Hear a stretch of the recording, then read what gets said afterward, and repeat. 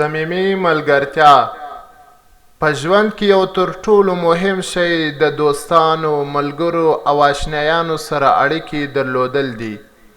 او له هغوی سره صله رحمي کول دي. کله کله د دوو صمیمي دوستانو یا ملګرو ترمنځ ډېرې ښې اړیکې موجودې وي،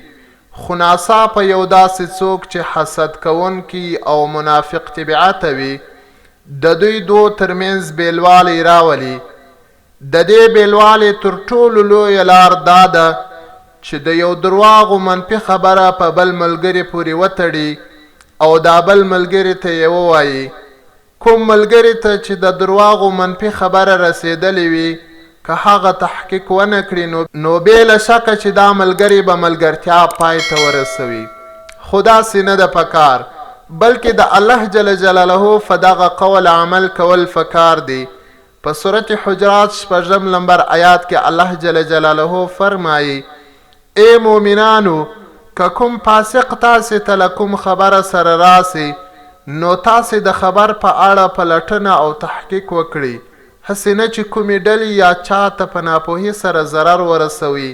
او بیا په خپلو کړو باندې پښیمانه یاست. په دې قول د عمل ګټه به داسې چې دوه صمیمي ملګري یا دوستان به نور هم خوشحاله سره پاته وي، صله رحمي به یې نه وي سره قطع کړې،